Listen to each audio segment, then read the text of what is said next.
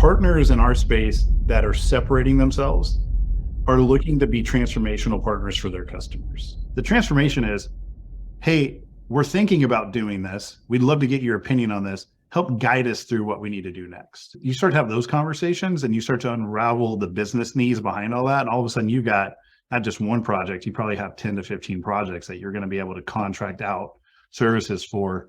And that's really where we're starting to see a lot of partners, light bulbs go on, and they're going into their existing base and they're going to have these expanded conversations. We're seeing a lot of good success around that.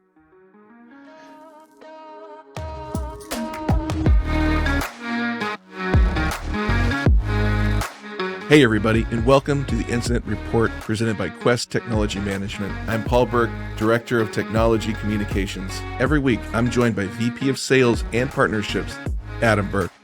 The Incident Report brings you conversations with thought leaders, business innovators, and channel mavericks to help you stay productive and agile in a changing technology landscape. Hey everybody, welcome back to the Incident Report. It's a special episode, and I know I say that a lot, but this time you can believe me. I am half your host for the show. Adam Burke, how are you doing? Good, Paul. Excited to be here. Like you say, we always do say all episodes are special. This one is really special. Had a guest on and looking forward to getting into things with him.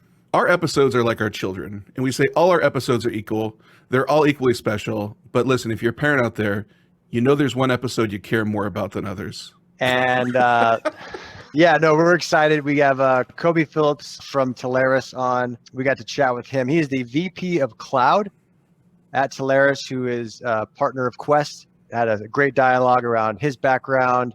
I think there may have even been a few fantastic movie references, if I do recall correctly. Anytime you can weave in a great movie like Blow from the early 2000s into a technology conversation and Johnny Depp, it's a good day. I don't know your thoughts on that one, Paul. I think that's what we call in the business a great tease. So be sure to listen to the interview. And yeah, I was impressed too. That is quite the reference. You don't hear a lot of Blow references.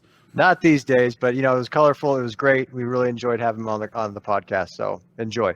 But first, before we go to the interview, let's read Koby Phillips' impressive biography. Koby is the VP of Cloud at Telarus. Before his present role, he worked at Equinix, Level 3, and Integra. As VP of Cloud, Koby helps Telarus's 4,000 plus sales partners assess, design, present, and close complex global interconnection projects that include public and private cloud infrastructure, co-location, managed IT, and dynamic WAN services.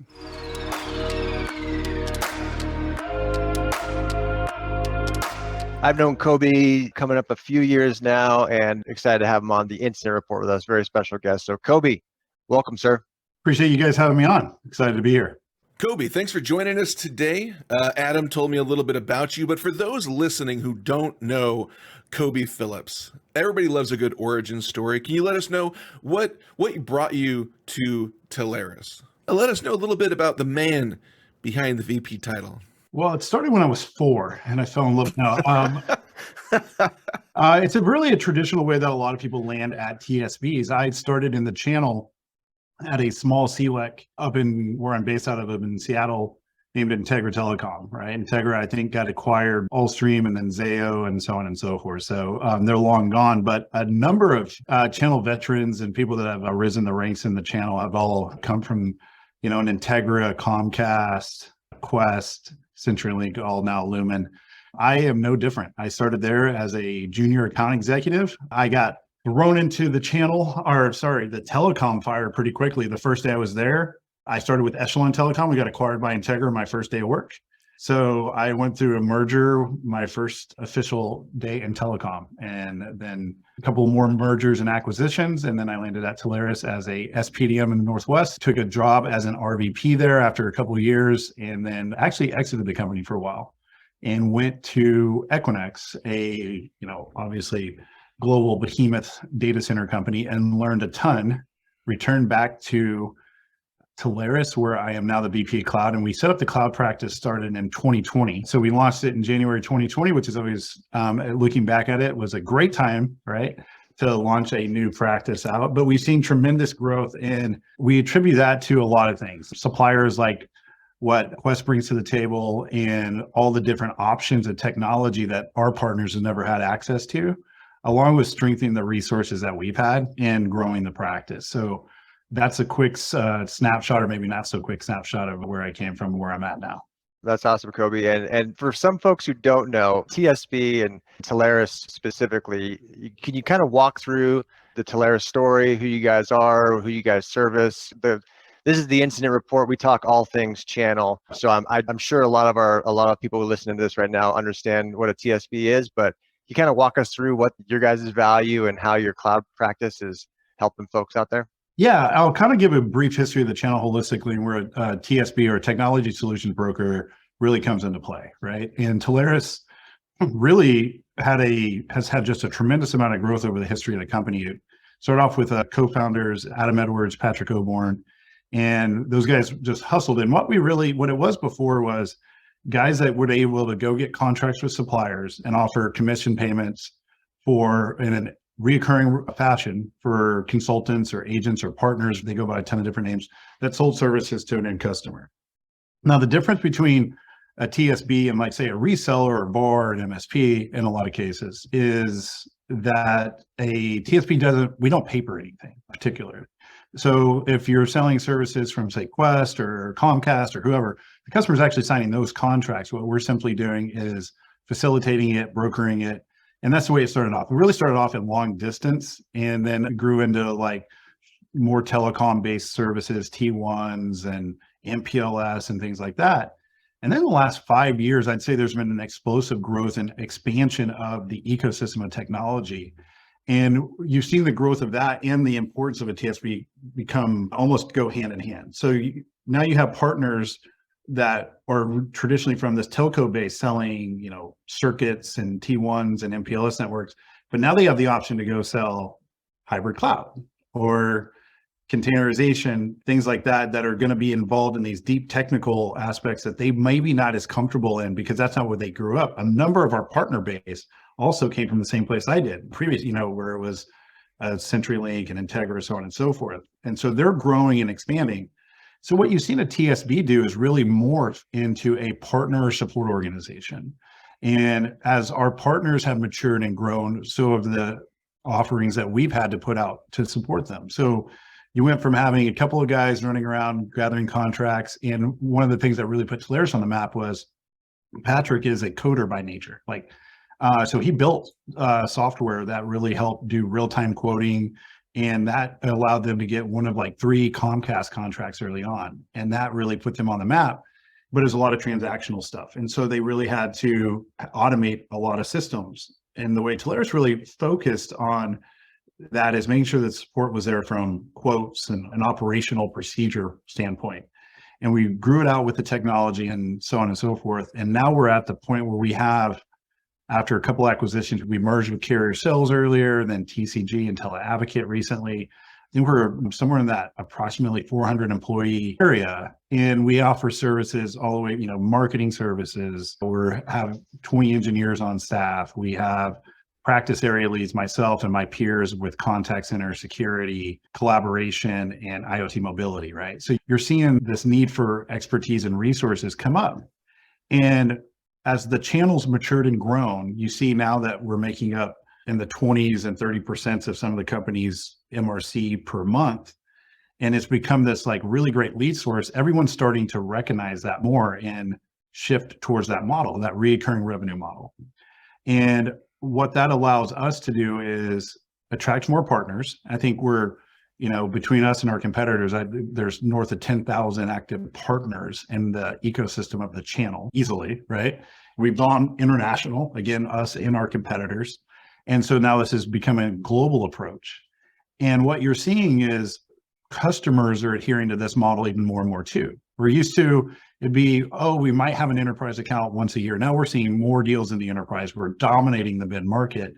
And I don't really keep a scoreboard against our competitors. And that's not to be disrespectful against them, but I do keep a scoreboard against Accenture and like Deloitte and Slalom, and see how we're stacking up in those areas in certain deals. And we've matched up very well. Accenture, I think we're undefeated. We're like 13, 14-0 over the last year. We carried an undefeated record the year before that. And it's really concentrating on what the customer's needs are and understanding it and going from there.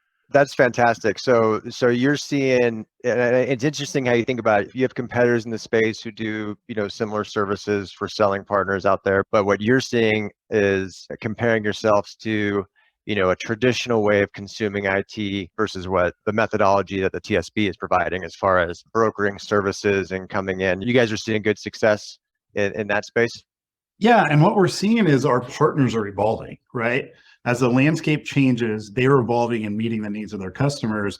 And as new products and services become available, and we're doing a lot to educate on that jointly with our suppliers and go to market with and educate our partners on how to position and sell these products, we're seeing just a tremendous amount of growth holistically. The channel is growing like crazy, which is good for all of us. And that really falls on the ability for our partners, who are the driving engine of all of this, being able to adapt and learn new technologies and sell that through. And there's a real risk there if they're not, because you're seeing those, companies I mentioned before, the Accentures and so on and so forth, build out mid-market teams, and they have for a while now.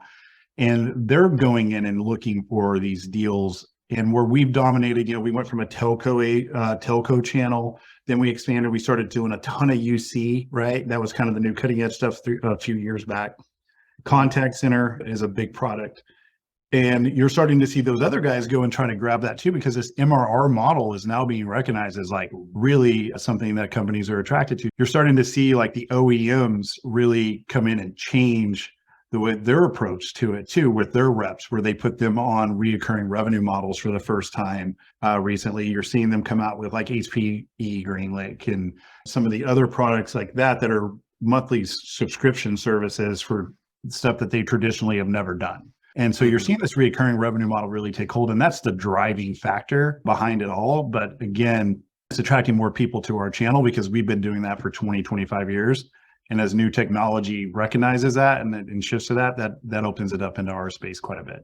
I mean, you guys were an early adopter to channel, right? I don't know, you guys have been focused in this space and partnering for years now. So, the expansion that you guys have brought in, and as you guys continue to develop new products and bring stuff out like the Service Edge and all the stuff that you guys are doing, that is allowing our partners to then expand what they do. So it's a great marriage, in my opinion.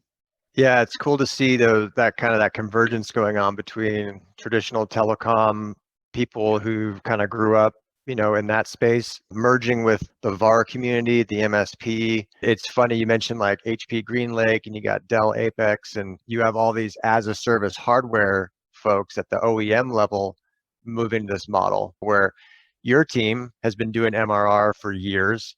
Quest has been delivering hardware as a service and platform as a service for 20 plus years. That was a competitive advantage that we've had for years, being able to deliver that. You guys saw that. You partnered with us in 2016, 17 timeframe, and we've been helping to put together custom solutions and things with you and all your partners for a while now. It's been really fun to see, and I love the fact that Telarus is kind of continuing to lean into that cloud space and those complicated projects. So that's got to be fun for you, because you're kind of on the, you left the firm for a little while, you came back after learning a little bit, more of the tubes and the piping, if you will, of the internet and the way that world worked. What are you excited about coming up next for partners, and anything concerning you on the roadmap? Always the concerns, right? The concern is missing the opportunities that are out there. But I will say that if you start to go and we look at the data and you look at the trends, customers are still trying to figure this out. And as long as that's the case, there's going to be a need for our partners, companies like Quest, to come in and really help guide them to what they want to do. That's the biggest difference in this space than, when you're going to sell internet or going to even in certain other technology, is customers are not looking for you to bring up 3 options and go pick one. They want you to come in and go, here's what you need to do. Here's how you need to do it. Here's the effect that it's going to have on your organization. And here are some of the things that you need to transition and able to make this as seamless as possible, right? And it's not going to go perfectly. It's technology, things are going to get messed up, but here's the backup plan. And that's what we really helped arm our partners with. I learned a lot of that when I was at Equinix, right? Like Equinix was a unique place to work because it's a data center company. We could sell the cabinet and the power to it, and we could do the data fabric ports, right? They've evolved. They have some other products now. But when I was there, that's what we did. But I set about 13 QBRs a year. and none of them are internal. I'd go into the QBR with HP, with Dell, with Cisco, with Microsoft reps for Azure, for the AWS guys, et cetera. And because all of that was commiserating in the data center and all the on-ramps, or majority of the on-ramps and all that were there, the amount of technology and conversations that you get positioned to hear was mind-blowing. I walked out of there as almost, this is going to be kind of a weird reference. It's almost like, have you ever seen the movie Blow with Johnny Depp? Mhm. Right? Yes. Yeah. So Johnny Depp went to prison for smuggling weed, and he came out knowing how to import cocaine. And that's what I felt like I went into Equinix. I went in understanding data center network. I walked out understanding the entire technology ecosystem and how they all fit together, including, the network optimization through that edge strategy, through the cloud strategy, into the security realm. And what we're really pushing to always drive companies to is two major components, right? Application and operational optimization. If you can get all your applications optimized in your environment and you're driving the right technology, then ultimately that should lead to operational optimization and a lot of clarity there. And then you can work on people and processes on top of that. But your technology stuff should automate and square you away elsewhere. And there's tons of different projects and components to that. And I think that's what you're starting to see. The partners in our space that are separating themselves are looking to be transformational partners for their customers. I've kind of narrowed it down. There's two different type of partners, and they're both super successful, and they're both like warranted and great in their own area. And you don't have to be one or the other. It's probably going to be opportunity dependent. But anytime you're in a transactional stage or a transition stage, if you will, company goes, hey, we want to move from prem to cloud.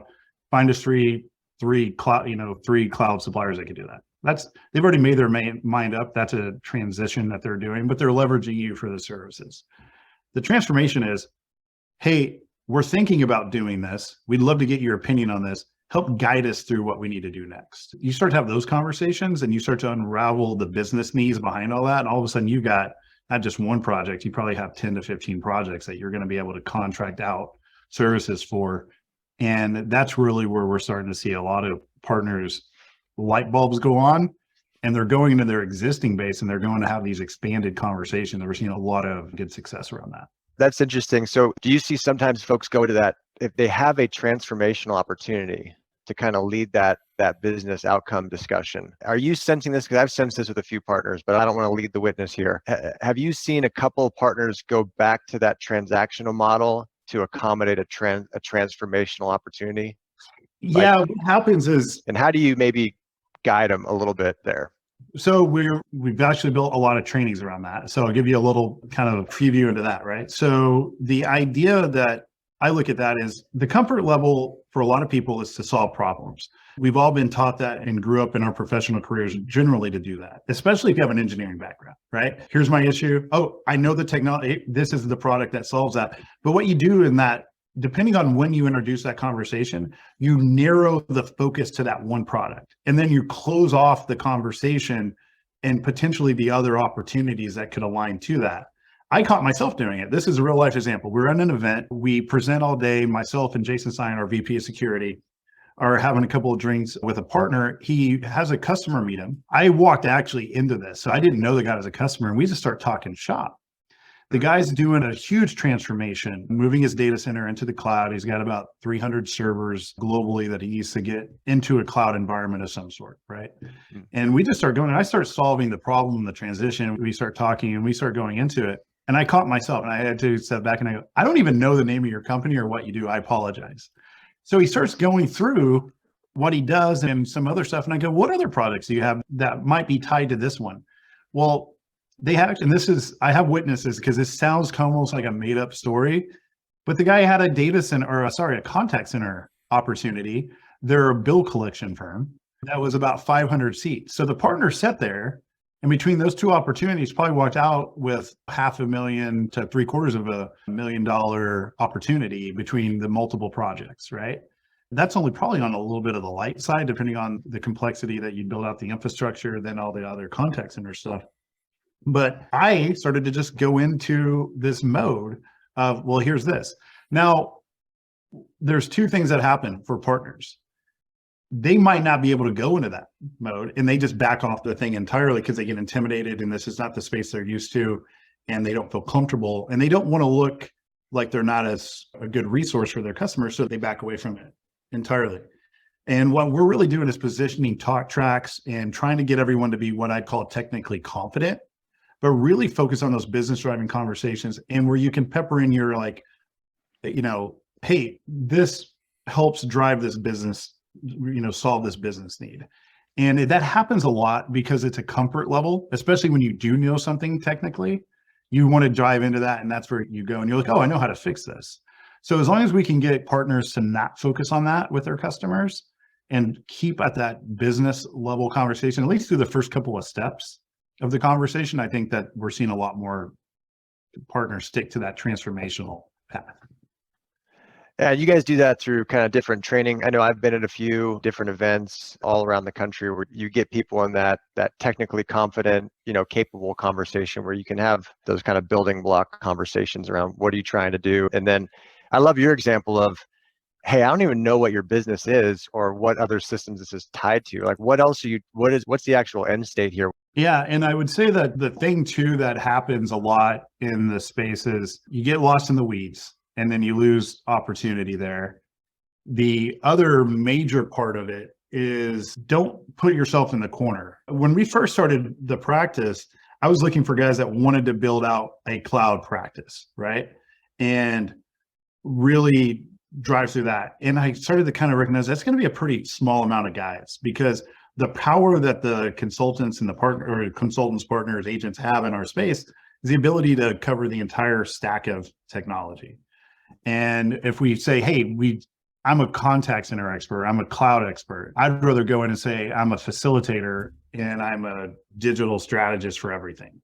And so we've been trying to push that messaging out, and we've had a lot more success with that adoption, more partners selling in each space, more partners selling each type of technology, and really growing their mind share with their customers. No, that's fantastic. That's great. Love to hear that kind of stuff, especially as one of your guys' suppliers in the system integrator space. It's always exciting when you guys are training partners to talk that track. And as always, can't thank you guys enough for the partnership. Yeah, likewise. It's been great to see, your guys' growth over the years. And then recently the commitment that you guys are doubling down, tripling down on with the partners, and our relationship has been really exciting to see. And we look forward to seeing what comes up this year with everything that we have going on jointly. Absolutely. Absolutely. Paul, any closing thoughts for Koby? Again, Koby, thank you very much for your time today. Yeah, Koby, thanks so much. If people want to get a hold of you, if they want to find you, what's the best place? Yeah, I would just say there is our Telarus.com website, and you can find me, through the contacts there, or just simply you can email me, kphillips@telarus.com. Sounds good. Well, again, thanks for joining us. Adam, thanks for joining us as well. And everybody listening, hey, thanks for being a part of the show, and we'll see you next week. Thanks, Koby. Thank you, guys. Thanks, Paul. Have a great week, everyone.